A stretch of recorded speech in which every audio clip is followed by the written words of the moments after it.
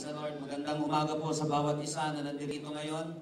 Tapos na po yung ating, actually tayo po ay nasa series break natin ngayon. So dito po sa series break natin, napaka-importante po na malaman natin ang kalooban ng Panginoon sa ating buhay. Actually, pwede nga natin idugtong ito dito sa ating series na I-Connect. Lalo pagdating sa pagiging effective natin sa panalangin, kasi na nga po, sinabi natin na ang kalooban ng Panginoon ay dapat mangyari dito sa lupa gaya ng sa langit. Always remember that success is knowing the will of God and doing it. Ganun po kasimple. Plain and simple. Success is knowing the will of God and doing it. Marami pong mga definitions tayo makikita pagdating sa tagumpay. Pero ang pinaka-ultimate na definition ng tunay na tagumpay is knowing the will of God and doing it. Kapag nalaman mo ang kalooban ng Panginoon sa iyong buhay at ginawa mo ito, ikaw ay matagumpay. Kahit na ikaw ay may pera, kahit na ikaw ay napakayaman, kahit na napakalaki ng laman ng bank account mo, kahit ikaw pa may pinakamalaking mga properties dito sa Pilipinas at sa buong mundo, kapag hindi mo naman nalaman ang kalooban ng Panginoon at hindi mo nagawa ito, sayang ang lahat. Sayang ang lahat sa mundong ito. Kaya nga po mga kapatid, dapat makita natin ano ba yung kalooban ng Panginoon sa aking buhay. Ano ba ang pinapagawa niya sa akin at paano ko ito gagawin. So kapag nalaman mo ang kalooban ng Panginoon sa iyong buhay at sa pang-araw-araw na ginagawa mo, maniwala ka, magkakaroon ka ng sense of fulfillment. Napaka-importante po kasi, mga kapatid, na ang tao hindi lang dapat nag-stay yan sa success. Sinabi ko na po yan minsan na darating ang panahon, hindi lang success ang iisipin mo, yung significance din eh. Napaka-importante po ng success. But lahat ng mga successful na tao, habang tumatagal ng tumatagal, hindi na lang pera, hindi na lang fame, hindi na lang magagandang bagay ang gusto nilang mangyari personally sa kanilang buhay, kundi significance na ang hinahanap nila, pansinin nyo yung iba. Ba't nagbibigay ng ganito kalaking pera itong taong ito? Bakit gumagawa ng mga ganitong bagay itong taong ito na hindi niya naman ginagawa dati? Because naglulong ang tao hindi lamang sa success kundi sa significance. So magiging significant ang buhay natin, magkakaroon ng sense of fulfillment ito. Kapag nalaman natin yung ipinapagawa ng Panginoon at ginawa natin ito, maniwala ka, tunay nga na ikaw ay matagumpay. Ngayon ang tanong, paano natin malalaman at mararanasan ang kalooban ng Diyos sa ating buhay? Now, pagdating sa kalooban ng Diyos, meron tatlong bagay tayong dapat malaman. May tatlong uri ng kalooban ng Diyos. Number one is the sovereign will of God. Pag sinabing sovereign will of God, hindi sabihin, hindi mo kayang baguhin ito. Whether you like it or not, whether they like it or not, ng mga tao, mangyayari ang kalooban ng Panginoon. Sinabi po natin mga kapatid, ang sovereign will ng Panginoon. For example, yung first coming sa second coming ng Panginoon, sovereign will yan. First coming ng Panginoon, in fact, gusto kang ipapatay si Jesus Christ. Nung panahon na yon, maraming may ayaw. Maraming hindi tumanggap sa ating Panginoon, kaya lang sovereign will yun, dumating at dumating ang Panginoon, yung unang pagdating niya dito. Isa pang sovereign will ng Panginoon, yung pangalawang pagdating niya, second advent na tinatawag. Ito pong second coming na ito ng Panginoon, whether we like it or not, pigilan man ng sino man, maging ang demonyo, talagang darating ang Panginoon. At sinabing sovereign will, wala kang, hindi mo pwedeng questionin yun. Gagawin ng Panginoon, gusto mo o ayaw mo, gagawin niya yun. Ano pa, yung pagkagunaw ng daigdig. Whether we like it or not, pigilan mo, hindi mo pigilan, hindi mo pa rin siya mapipigilan. Kasi sovereign will yun. Kahit na anong gawin natin, kahit na magtampo tayo sa Panginoon, talagang kahit na awayin natin siya, magwala tayo, gagawin ng Panginoon yun. Yung gusto niyang gawin, yun yung sovereign will. Okay, pangalawa naman yung tinatawag na permissive will. Ang permissive will, hinahayaan ng Panginoon na mangyari ito kasi pinagpipilitan natin. Okay? Hindi sa gusto niya na yung kalooban natin na mangyayari, kundi gusto ng Panginoon na matuto tayo sa pangyayari. Kasi maraming mga tao, ipinagpipilitan nila gusto nila. Tandaan natin, isa sa mga magandang katangian, magandang regalo na ibinigay ng Panginoon sa tao ay yung choice na tinatawag. Sabi nga po natin, choice. Ito po yung free will. O yung pagpili na tinatawag. Hindi ka pipilitin ng Panginoon kundi gusto niya. Minahan mo siya kasi pinili mo siya. Kasi gusto niya, maganda di ba minamahal ka kasi pinili ka niya? Hindi dahil sa ipinilit mo ang isang bagay. Okay, hindi nais ng Panginoon na gawin tayong robot. Ang gusto ng Panginoon, minahal natin siya, sinunod natin siya kasi gusto natin sumunod. In fact, ang pagpunta sa langit ay pagpili rin natin. It is our choice. Whosoever believes. Sabi ng Panginoon, kung sino man ang mananampalataya, yun ang mapupunta sa langit, yun ang magkakaroon ng salvation. So, napaka-importante po nito. Itong pangalawang ito yung tinatawag na permissive will. Dahil masyadong mapilit ang isang tao, hahayaan niya mapasayo ang isang bagay. Di ba? Pinagpipilitan mo yung isang trabaho na ayaw sa'yo ng Panginoon, pinagpipilitan mo yung isang tao na ayaw sa'yo ng Panginoon. Hahayaan niya, pinagpipilitan natin ang isang sabihin na natin, government official na ayaw ng Panginoon. Minsan paparanas sa atin ng Panginoon yung consequence ng ating ginawa. Ibig sabihin, inalaw ng Panginoon na mangyari ito sa atin kasi mapili tayo masyado. Yun yung pangalawa, permissive will. Pangatlo naman po yung tinatawag na perfect will. Sabi nga po natin, perfect. Ito po yung gusto talagang mangyari ng Panginoon sa ating buhay. Ito yung gustong-gusto niya. Tandaan natin, kapag nasunod ang kalooban ng Panginoon sa ating buhay, dahil mo ba nanalo sa loto? Dahil mo ba naka-jackpot? Kasi from here to eternity, mapapakilabangan mo ang lahat ng ito. At hindi wasak yung buhay ng isang tao. Kasi kapag hindi natin na-hit yung perfect will ng Panginoon, tandaan natin, tayo rin naman na masasaktan. Kasi tandaan natin, yung will natin, napaka-limited po nito. Kaya nga madalas kong sinasabi po, ang truth, dapat may standard siya. Okay? Ang isang bagay, dapat may standard, may absolute truth na tinatawag. Ang truth, mga kapatid, ang katotohanan, dapat nagsisimula sa Diyos at hindi sa tao. Kasi ang tao, kapag feeling ko, eto ako, eto gusto ko. Diba yung mga batas nga na ginagawa natin, pag feeling ko, sabi ko nga, kapag ipinasa natin yung ibang batas natin, puro feeling na lang yan eh. Okay, sinasabi ko nga po, napaka-importante na hindi tayo nasusunod eh. Dapat ang truth, hindi tayo. Kapag gagawa ka ng batas, hindi dahil sa feeling mo.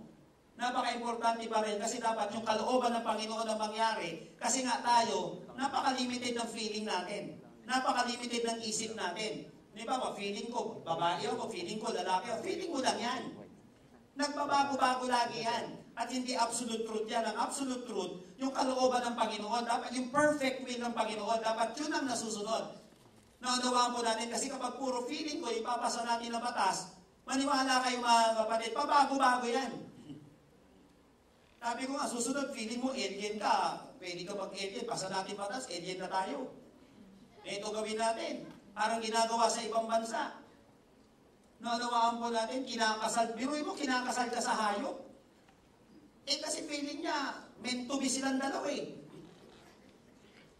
Biruin mo itong mga tao ito, kapag ang isang bansa, kapag ang isang tao walang Diyos na kinikilala at hindi kinikilala ang salita ng Diyos, napakagulo. Kahit mayaman ang isang bansa, magulo pa rin yun, maniwala kayo. Kaguluhan pa rin ang magiging epekto noon lagi. So important, ganun din sa buhay ng isang tao. Once hindi niya malaman yung kalooban ng Panginoon, maniwala kayo, mga kapatid. Magulo ang magiging buhay at pamumuhay ng isang tao. Kaya na ang tanong, pwede ko bang malaman ang perfect will ng Panginoon sa aking buhay? Pwede ko ba itong malaman? Of course, mga kapatid, pwede nating malaman yung perfect will ng Panginoon sa ating buhay. Sinabi na po ito ng Panginoon, ito po yung pag-aaralan natin ngayon. At naniniwala po ako, kaya mo maririnig ito. Kasi malalaman mo yung perfect na kalooban ng Panginoon sa iyong buhay, sa pamumuhay mo, anong direksyon ng buhay mo, ano ba dapat mong gawin. At para nang sa gayon, of course, hindi naman tayo perfect na tao. Kaya lang ang maganda dito, perfect ang Diyos natin. Perfect yung kanyang kalooban. Kaya nga dapat, hindi yung will natin na nangyayari, kundi will ng Panginoon. So I want you to open your Bible with me in Romans chapter 12, verses 1 and 2. Romans chapter 12, verses 1 and 2. Napaka-importante po kasi mga kapatid, nitong kalooban ng Panginoon kasi every day, gumagawa tayo ng desisyon natin sa buhay. Every day, gumagawa tayo ng desisyon, araw-araw, linggo-linggo, buwan-buwan, taon-taon. Gumagawa tayo ng desisyon. At itong desisyon na ito, mga kapatid, napaka-crucial nito because it can make or break you. Kaya nito, isang desisyon lang sa buhay, tapos ka. Naunawa po natin, kaya nga yung sinasabi ng iba, ay, yung mahilig sa minsan lang naman, ngayon lang naman. Yung ngayon mo, nagkamali ka nun, tapos ka na. Bawal sa iyo yung kainin, tapos sinabi mo minsan lang. Tapos doon ka tinamaan ng minsan na yun. Huwag mong amaniitin ng minsan, kasi ang isang minsan kaya kang dalhin sa impyerno o sa langit. Naunawa po natin yung desisyon mo ng minsan. You got saved, mga kapatid, kasi nagdesisyon ka. Nung araw na yon, yung mga desisyon natin sa buhay, kaya tayong wasakin at kaya tayong buuin. Ang mga desisyon natin sa buhay, kaya tayong dalhin sa tamang direksyon at sa maling direksyon. Kaya tayong dalhin nito, mga kapatid, sa kapahamakan at kaayusan. So napaka-importanting malaman ang kalooban ng Panginoon sa ating buhay. Romans chapter 12, verses 1 and 2. Sabi dito, therefore, I urge you, brothers, in view of God's mercy. Sabi nga po natin, mercy. Ang ganda nito, mga kapatid, kasi inumpisahan niya ng ganito. Okay? I urge you, brothers, in view of God's mercy, to offer your bodies as living sacrifices, holy and pleasing to God. This is your spiritual act of worship. Ngayon, dahil kinaawaan tayo ng Panginoon, naging mabuti sa atin ng Panginoon, sinabi niya dito, offer your bodies as living sacrifices, holy and pleasing to God. This is your spiritual act of worship. Kaya nga ang worship, mga kapatid, napakalawak nito. Kasama nito, of course, ang pag-awit sa Panginoon, ang pagsayaw sa Panginoon, pero mahigit, mga kapatid, at napakalawak ng pagsamba. Higit ito sa pag-awit at pagsayaw lamang, pero kasama ito. Pero lahat ng ginagawa natin sa ating buhay ay pwedeng maging pagsamba. Ngayon, paano magiging pagsamba ito sa Panginoon? May gagawin daw tayo. Offer your bodies as living sacrifices, holy and pleasing to God. This is your spiritual act of worship. Verse 2, ito na. Do not conform any longer to the pattern of this world, but be transformed by the renewing of your mind. Then you will be able to test and approve what God's will is. Sabi nga po ulit natin, God's will. Then you will be able to test and approve what God's will is. Anong klaseng God's will ito? Good, pleasing, and perfect will. Ito po yung sinasabi natin kanina na perfect will. Paano natin malalaman yung perfect will ng Panginoon sa ating buhay? Lagi po sinasabi, mga kapatid, na kung saan ang emosyon natin, of course, matidisip ka nito. Pero ang emotion natin, pwede rin naman gamitin ito ng Panginoon.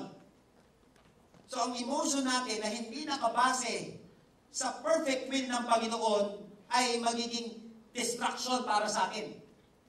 Self-destruction ito kapag kalooban lang natin ang nangyayari, pag emosyon natin, feeling natin ang nangyayari.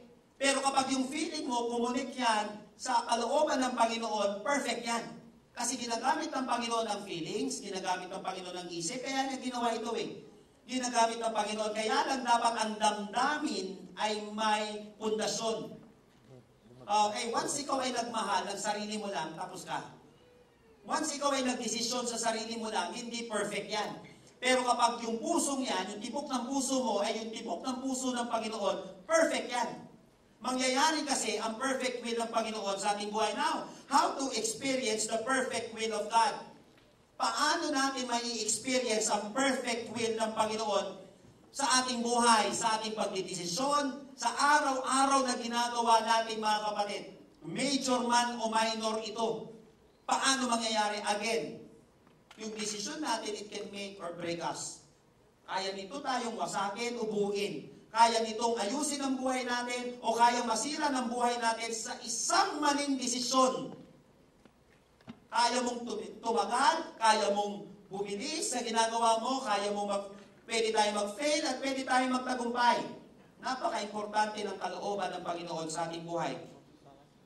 Now, there are 3 important things na dapat nating alalahanin para malaman natin ang kalooban ng Panginoon. Yung perfect will ng Panginoon sa ating buhay. At naniniwala ako starting today Sa lahat ng mga makikinig dito, sa lahat ng isa sa puso at isa sa buhay ang salitang ito, maniwala ka, mararanasan mo yung perfect will ng Panginoon sa ating buhay. Hindi lang ito, mga kapatid, pang mga spiritual giants na tao.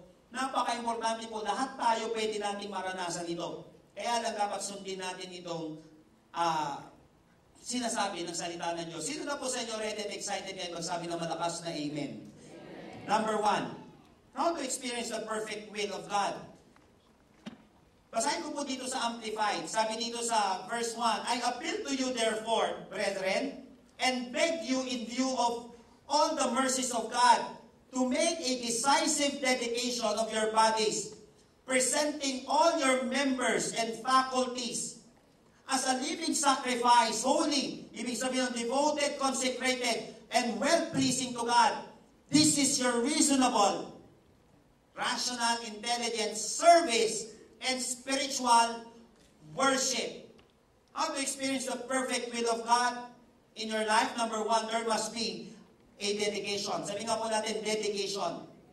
Kaya sinabi dito, make a decisive dedication. Napaka-importante po mga kapatid na kinakailangan ma-dedicate muna natin ang ating sarili. Kaya sabi sa Tagalog, ako'y namamanghik sa inyo, ialay ninyo ang inyong sarili.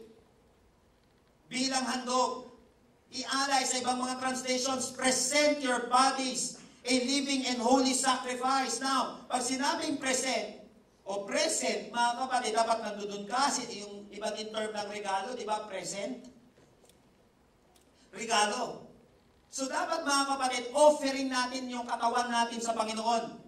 Ngayon, dapat sinisigurado natin na yung offer natin na regalo ay maayos at magugustuhan ang bibigyan natin, lalo pagdating sa Diyos.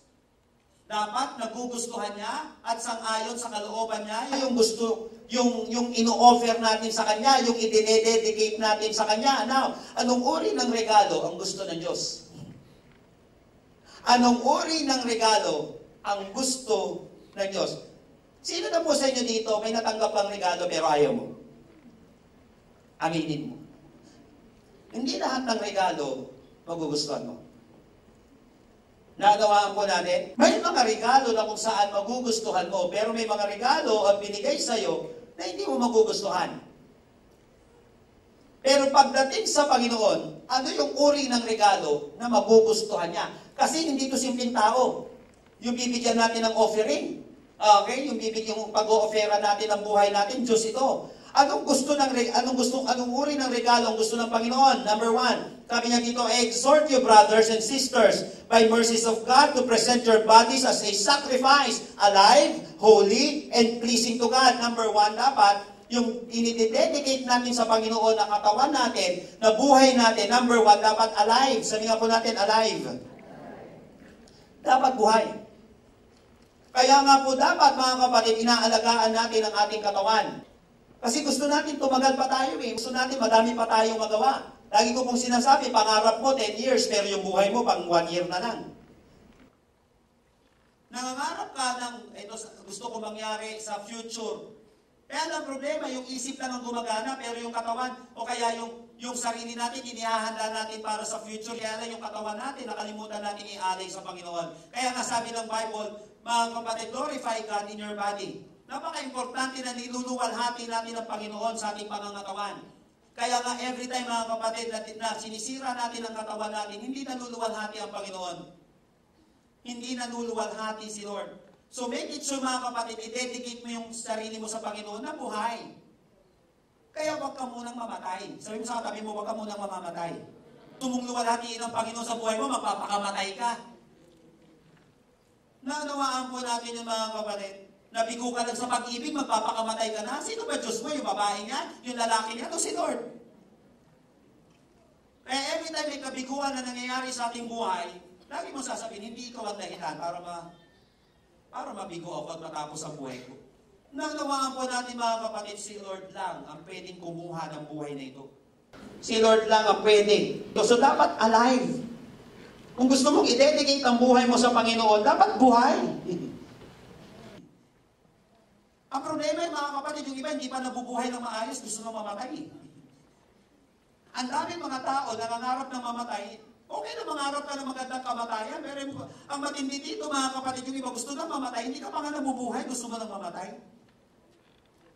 Hindi pa nabubuhay na maayos, gusto na agad mamatay. So walang problema yan. Kaya sabi ni Paul, Philippians 1:21, sabi na gano'n, for me to live is Christ and to die is gain. Ang kamatayan, mga kapatid, ay pakinabang, pero mabuhay ka muna. Ang may karapatan lang mamatay ay yung nabuhay para kay Kristo. Na maayos. Naunawaan po natin, una, alive. Dapat yung buhay natin, buhay. Pangalawa is holy. Sabihan po natin, holy. Kasi maraming mga tao, buhay naman, kaya lang walang kabanalan.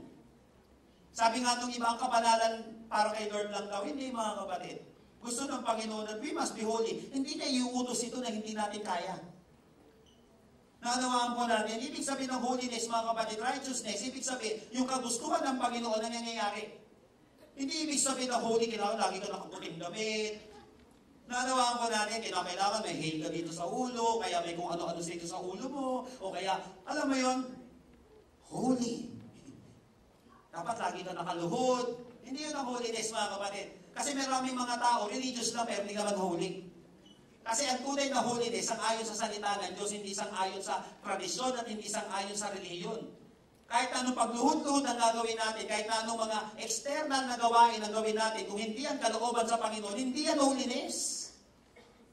Kaya maraming mga tao kala nila holiness yung ginagawa nila, papapako sa krus. Ano holiness? Di holiness yan. Kasi minsan, si Lord lang, sabi ng gano'n, minsan lang napako ang Panginoong Kristo sa krus. Kailangan nga lang, alalahanin natin, of course.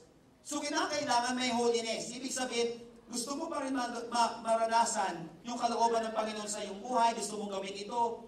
Kapag inalay mo yung buhay mo sa Panginoon, dapat buhay, holy, and pleasing to God.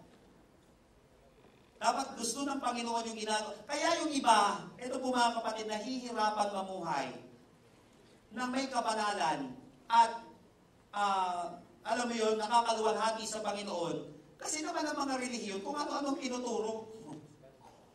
Paano makakapamuhay ng maayos? Ayaw, bawal magpagupit. Ano magpagupit? Mamaya humaba yan Rapunzel. Let down your hair. Wala nang problema yung kung gusto forma mo talaga yan.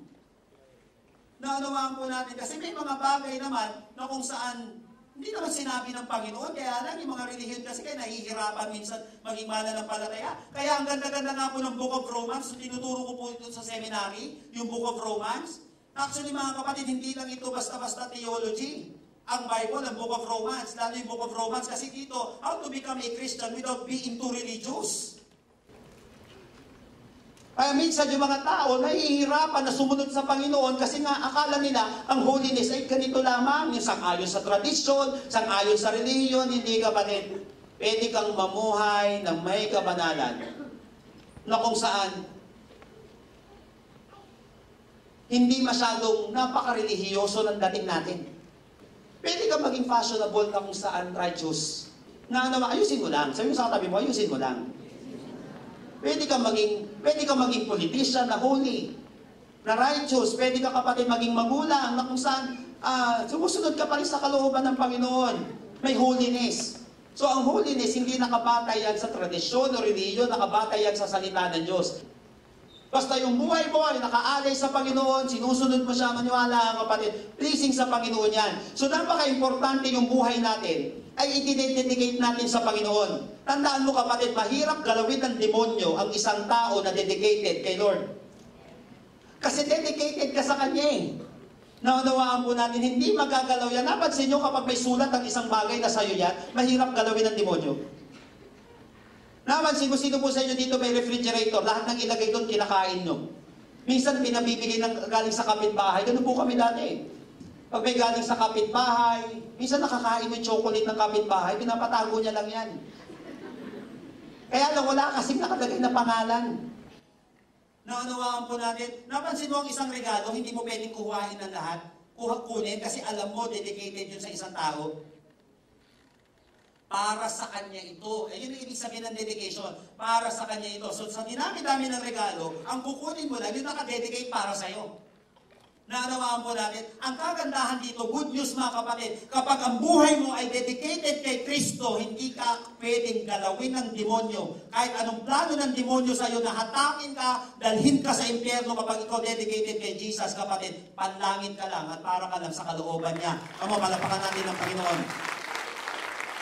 Napaka-importante ng dedication para malaman natin yung kalooban ng Panginoon sa ating buhay. Kaya sinabi dito, this is your spiritual act of service.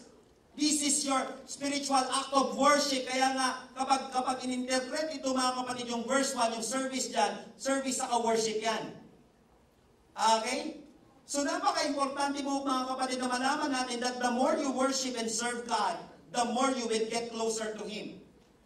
The more, mga kapatid, you worship and serve God, the more you will get closer to Him. Now, the more intimate you are to God, the more you will know His perfect will in your life. Kaya nga importante yung dedication. Ito point natin, kapag dedicated ka kay Lord, magiging intimate ka sa Kanya eh. Kapag nag-worship ka, nag-serve ka sa Panginoon, nagiging intimate ka sa Panginoon, at the more na nagiging intimate tayo sa Diyos, the more na nadi-discern natin at nalalaman natin yung kalooban ng Panginoon sa ating buhay. I will give you an example. Nung una po, hindi malinaw kung anong gagawin ko sa buhay. Nung una. Kahit na nung ako'y bagong mananampalataya na, maniwala po kayo mga kapatid, hindi ganun kadali. Hindi ko alam kung anong direksyon ko sa buhay. Siyempre, galing ako sa bisyo, galing ako sa mundo. Ang tagal ko nagtampisaw dyan eh. Pero kahit na pala, na Christian ka na, hindi ganun kadali. So, hindi ko alam, ano ba gagawin ko? Magpapastor ba ako? Mag-aartista ba ako? Magkukonduktor ba ako? Magdodoktor ba ako? Mag-aabogado ba ako? Magtiteacher? Napansin nyo, may mga ganyan ka ba ngayon sa buhay mo kung anong gusto mong gawin? Kaya lang rumble-rumble siya. Okay? Ganun po mga kapatid. Noong una, hindi po malinaw sa akin kung anong gagawin ko sa buhay. But all I have to do is to grow deeper in my relationship with God. Kailangan palalimin ko yung relasyon ko sa Diyos. Ang ginawa ko po, naglingkod ako sa Panginoon sa abot ng aking makakaya. So lingkod-lingkod lang sa Panginoon. When I came to know the Lord in May 4, 1997, hindi ganun kadali, hindi ganun kalinaw yung gusto kong gawin sa buhay. Kaya lang, ang ginawa ko lang, basta maglingkod lang. Sumamba lang sa Panginoon. Kahit na hindi ma-perfecto ang buhay, sige tuloy-tuloy, maglingkod sa Panginoon, ayusin ang buhay, magtino. Unti-unti. Lumilino yung perfect will ng Panginoon sa aking buhay. Ngayon, hindi na magulo yung gusto ko mangyari. Kasi nga, nagiging intimate ka sa Panginoon eh, dinededicate mo yung buhay mo sa Kanya, unti-unti lumilino yung gusto ng Panginoon. Hindi na magulo yung gusto ko, like, whom to marry. Sino ba pakakasalan ko? Dati lahat na makita mo, parang gusto mong pakasalan eh. Ay siya, ay hindi, ito pala. Ay hindi, ito pala. Napansin mo? Yung mga tao na magulo, palipat-lipat. Dati ito gusto mo, ngayon ito gusto mo, ngayon ito gusto mo. Tapos tuwing mabibigo ka, lagi gusto mo magpakamatay. Away, gulo. Napansin natin, kapag di mo ma-detect yun, ang daming damage na nangyayari sa buhay natin. Kasi hindi natin alam kung saan tayo pumupunta na direksyon. Ngayon, dahil dedicated yung buhay mo sa Panginoon, mas madali mong ma-discern yung gusto niya.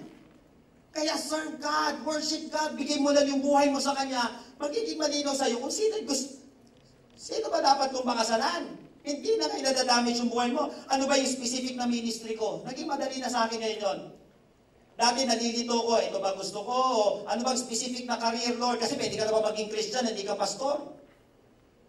Malinaw naman po, yung iba sa akin, hindi naman magpapastor dito, pero gusto ng Panginoon, maging Christian ka na negosyante, maging Christian ka na artista, maging Christian ka na politician. Hindi ko alam.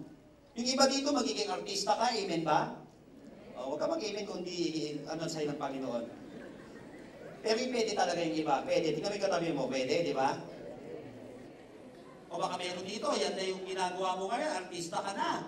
O kaya naman yung iba dito, negosyante. O ikaw yung magiging politician. So, ang importante lang, malaman mo. Eh dati, ang gulo-gulo, ano bang gusto kong mangyari? Kaya yung iba, kung ano-anong mga courses ang kinukuha, paiba-iba. Di, ang dami ng gastos ng magulang mo ngayon. Paiba-iba ng kinukuha, paiba-iba ng gusto sa buhay, yung iba paiba-iba ng lalaki, paiba-iba ng babae. Kaya yung iba, nirarambol-rambol na, pwede sa babae, pwede sa lalaki, pwede sa hayop. Halo-halo na. Naunawaan po natin kasi nga hindi dedicated kay Lord, hindi niya nati-discern kung ano yung gusto niya. Kaya lang, the more na sinasamba mo at pinaglilingkuran ng Panginoon, maniwala ka, lilinaw yung kagustuhan ng Panginoon sa buhay mo. Hindi ka na ngayon paiba-iba at natidetect mo na kung anong gusto ng Panginoon na mangyari sa iyong buhay. So kapag hindi mo kasi na-detect ang perfect will of God, mahihilo ka sa buhay. Kasi kung ano-ano gagawin, mabuburyong ka, manghihina ka, palipat-lipat ka, paiba-iba ka. Kasi hindi naman natin alam. Magsisettle ka lang for less. Or minsan, tatanggapin na lang natin yung mga consequences ng mga maling decision at actions natin sa buhay. Mo na nga, ganito na lang. Ganito talaga eh. Napansin natin. So, ang technique dito mga kapatid, kaya napaka-importante, i-dedicate natin, i-present natin yung buhay natin sa Panginoon. Kapag nalalabuan ka, okay? Pag nalalabuan ka, lumapit ka kay Lord. Kasi ang paglapit sa Panginoon na magpapalinaw sa gusto niyang mangyari sa buhay mo. Walang luminaw na buhay na lumayo sa Panginoon. Naniwala ka. Walang lumilinaw na direksyon sa buhay na lumayo sa Panginoon. So you have to dedicate your life to the Lord first. Okay? Kaya kung meron man dito, gusto mo mangyari yung perfect will ng Panginoon sa iyong buhay, serve God. Okay, marami po tayong ministries dito. Volunteer ka sa mga ministries na ito. Worship God. Sambahin natin ang Panginoon dito man, sa labas man. Maging kaugalian natin ang pagsasamba. Sabi nga po natin, dedication. Pangalawa, una, bigay mo yung buhay mo sa Panginoon. Ibigay mo ng buong buhay mo sa Panginoon. Kasi nga, magiging close kayo ngayon ng Panginoon. Mas madali mo na siya madidik eh. Mas madali mo na siya manalaman. Hindi na pa iba-iba. Hindi na nakakahilo yung buhay natin. Okay? Pangalawa naman, sabi dito, and do not be conformed to this world, but be transformed by the renewing of your mind, so that you may prove what the will of God is, that which is good and acceptable and perfect. Sabi dito, be transformed. So number 2, there must be a transformation. Sabi nga po natin, transformation. Kinakailangan may transformation na nangyayari. Okay? Ulitin ko. Sabi dito, para malaman natin yung perfect will, there must be a dedication. Dedicate mo muna yung buhay mo sa Panginoon. Kasi si Lord ang magbibigay ng perfect will niya. So dapat siya masusunod. Kung paano malalaman. Okay? Dapat terms ng Panginoon na masusunod doon. So dedicate mo yung buhay mo. Pangalawa, magkaroon ng transformation. Alam mo natin. Sabi ng Bible, hindi ka magbabago hanggat hindi nababago ang isip mo. Maraming tao gusto naman talaga magbago. Amen po ba? Lahat tayo gusto natin magbago yung buhay natin, yung pamumuhay natin. Lahat naman halos. Halos Lahat naman halos gusto magbago ang buhay. Kaya lang, hindi nangyayari. Yung gusto nilang pagbabago, para mangyari yung perfect will ng Panginoon, kinakailangan transformation. So ano daw gagawin? Be transformed by the renewing of your mind. Kinakailangan mga kapatid, merong renewing ng mind. Kaya sinabi sa Tagalog, huwag kayong umayon sa takbo ng mundong ito. Mag-iba na kayo at magbago ng isip. Mag-iba at magbago ng isip. Ibig sabihin, kinakailangan para malaman na natin by this time, yung kalooban ng Panginoon, yung perfect will ng Panginoon, i-reformat yung isip. Kasi baka puro virus na yung isip.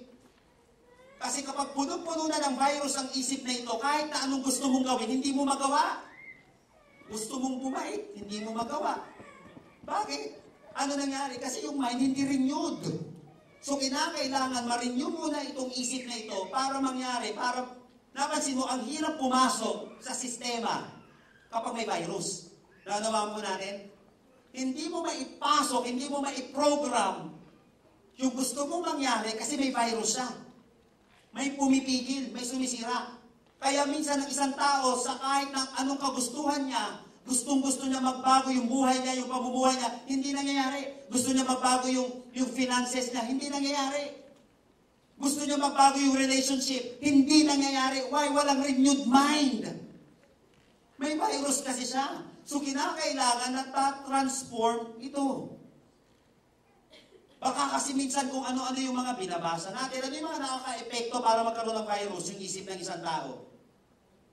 So para magkaroon pala ng transformation, kinakailangan magkaroon ng renewed mind. If you want to transform your finances, you need a renewed mind.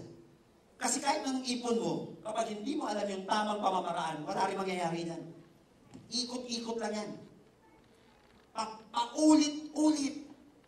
Gusto natin mabago yung buhay natin, Lord. Ayaw ko na maging babaero, ayaw ko na maging lalakero. Hindi mangyayari yan, naniwala ka. Hanggat hindi binabago yung mind, paulit-ulit lang yan.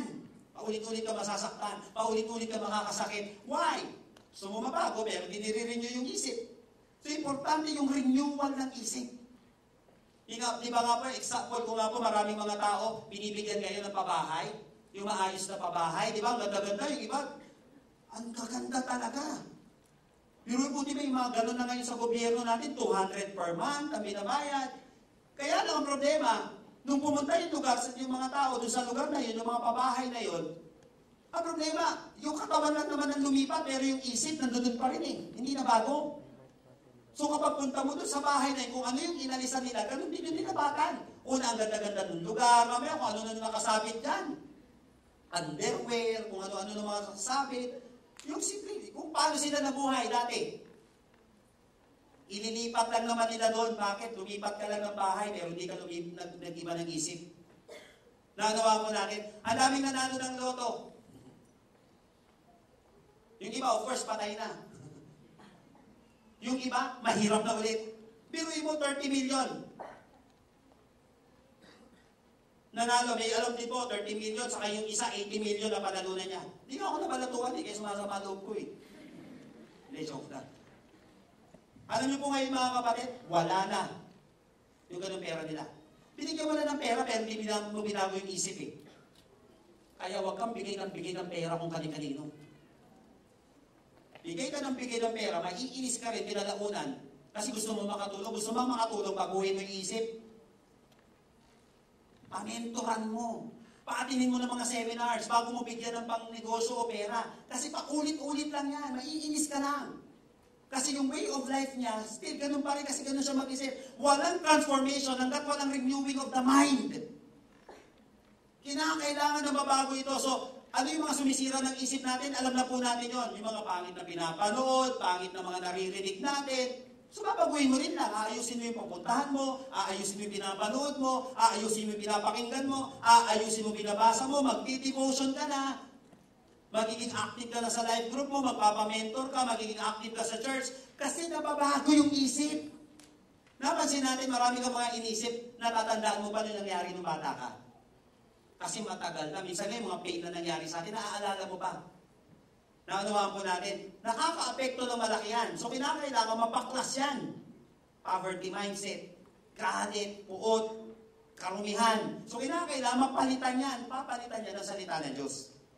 Naunawaan po natin, saka lang magkakaroon ng renewing of the mind. Kaya sinabi po dito, be transformed by the renewing of your mind. By the way, yung word na transform dito, ito yung ginagamit natin ito yung Greek word na metamorphosis. Yung metamorphosis, ang ibig sabihin nito, a complete or marked change in the appearance or character ng isang tao. Metamorphosis. Actually, ginagamit din ito sa hayop. Example nito, yung butterfly. Yung transform dito, be-transform, metamorphosis po yan. Ibig sabihin, nagkakaroon ng change. Okay, from caterpillar to butterfly. Diba natin, nakakadiri, nakakatakot. Diba, galing caterpillar, pero mamaya, dyan ang ganda-ganda na. Diba, ang dami ng kinakasal ngayon, butterfly na gamit din eh. Kami nung kinasal po kami, butterfly ginamit, kakasal ako sa October 5, ganun din yata yung gagamitin nila, butterfly daw.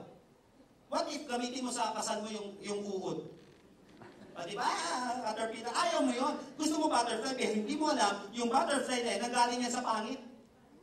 Good news! Kahit na naging pangit ang buhay natin, pwede pa palang mabago yan balang araw. Babaguhin lang ang isip. Naunawa po natin, come on. Kaya palang mabago. Kaya huwag mong minamaliit yung katabi mo. Ngayon lang yung sumasablay. Pero ganyan talaga yan. Bukas makalawa, ayos din yan. Renewing of the mind. Renewing of the mind.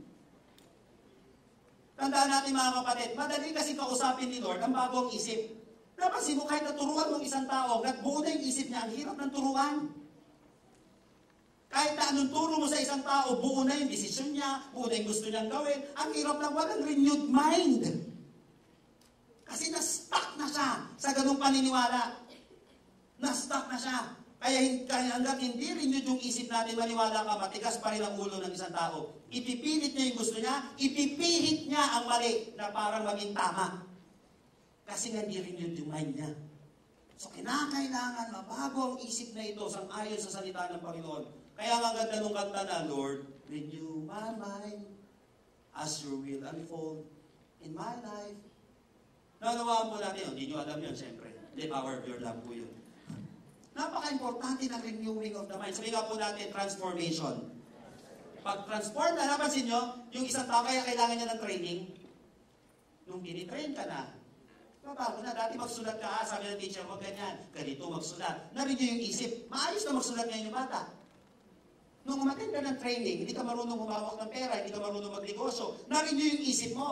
Kaya lang, ang malalaman mo yung narinig nyo yung isip, na tinanggap niya yon kasi ginagawa niya na. Napansin natin, gumawa ka ng paraan para ma-renew yung isip na yan. Kasi saka lamang magkakaroon ng transformation kapag may renewal ng isip.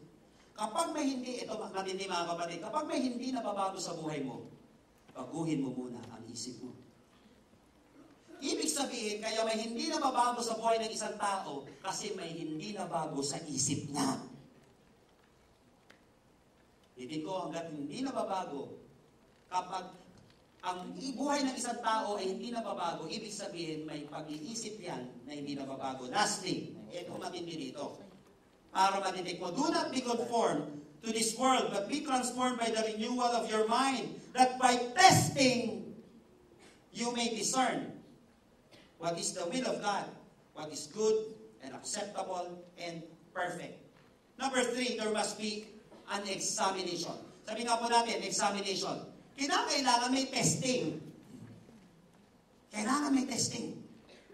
Kinakailangan, i-test mo. Ang kalooban pala ng Panginoon na i-test.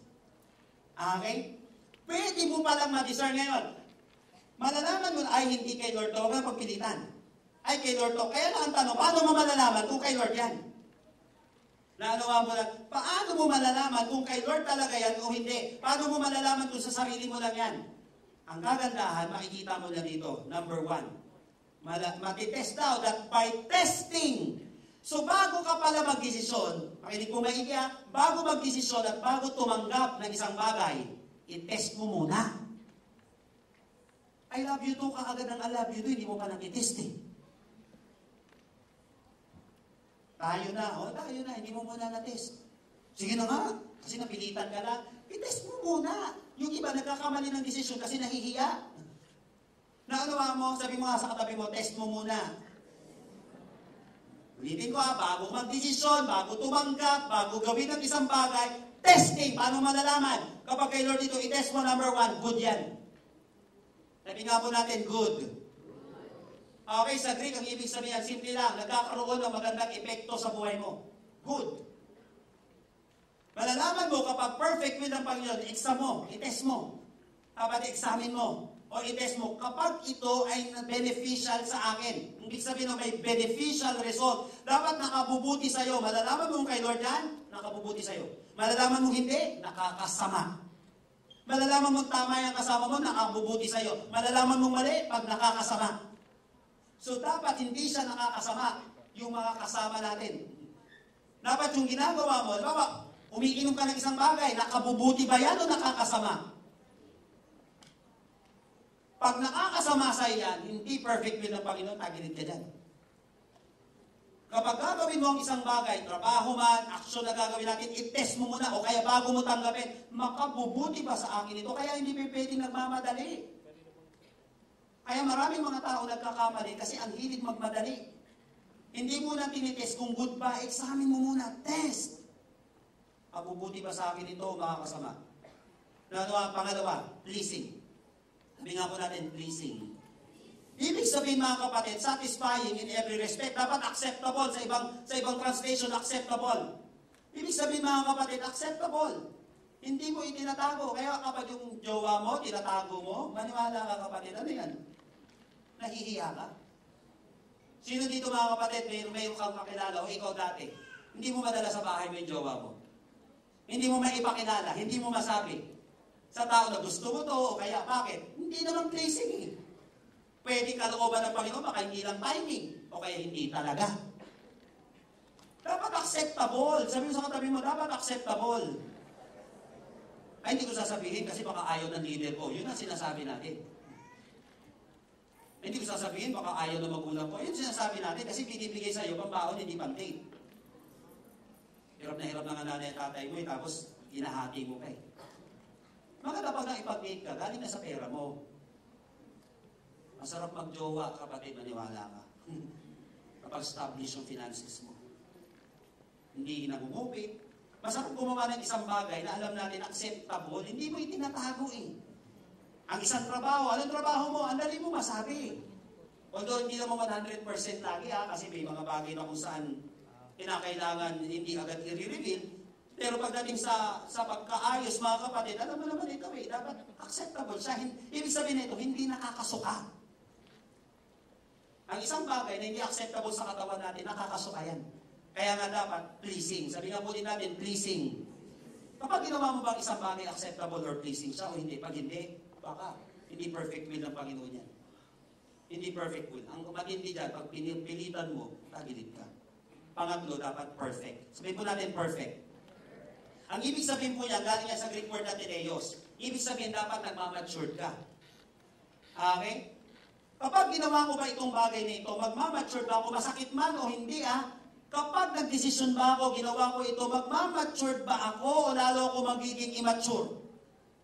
Yung taong nakakasama mong yan, mga kapatid, nakaka-immature ba o nakaka-mature?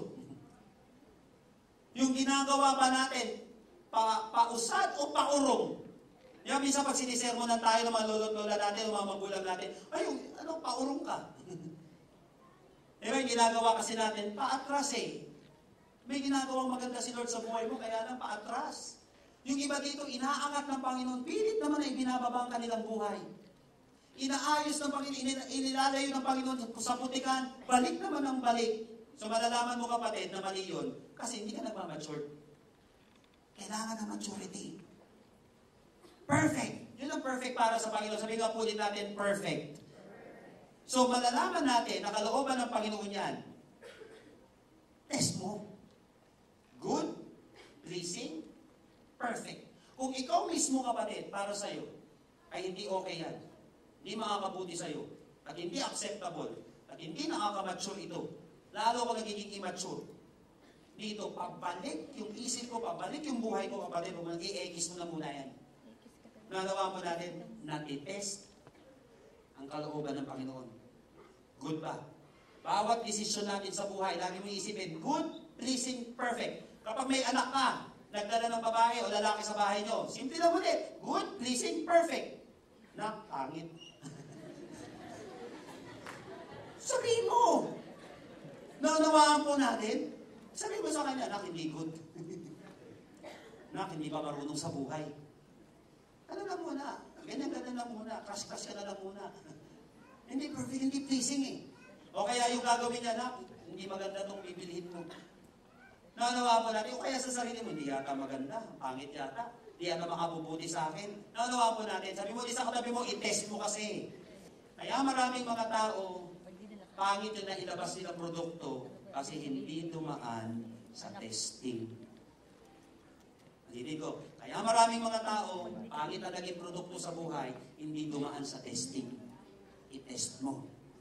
Good, pleasing, or perfect. Naniniwala po ako mga kapatid na itong mga napag-usapan natin ngayon, sapat ito para bigyan ng pundasyon yung pag-desisyon natin sa buhay. Para ayusin tayo. Naunawaan po natin? Paano malalaman yung perfect will ng Panginoon? Number 1, there must be a what? Dedication. Number 2, there must be a transformation. And then lastly, there must be an examination. I-test mo. I-test mo. So, inutos natin ng Bible, i-test natin para malaman yung kalooban ng Panginoon. Wala ka. Starting today, Sa mga susunod na araw, mararanasan mo yung perfect will ng Panginoon. Hindi ka naman naguguluhan. Ibig sabihin, hindi ka magkakamali. Ang kagandahan, pwede kang bumalik. Pwede ka mag-ayos. Kasi alam mo yung standard eh. Alam mo yung tama. Sa negosyo, sa pag-ibig, sa buhay, sa pagpapamilya. Balikan mo lagi itong word na ito. Maniwala ka. Mababago ang buhay mo. At hindi mo na mararanasan yung damage na nangyari sa ibang tao. Kamapalakpakan natin ang Panginoon. Praise the Lord. Kahit po lahat ay tumayo sa presensya ng ating Panginoon.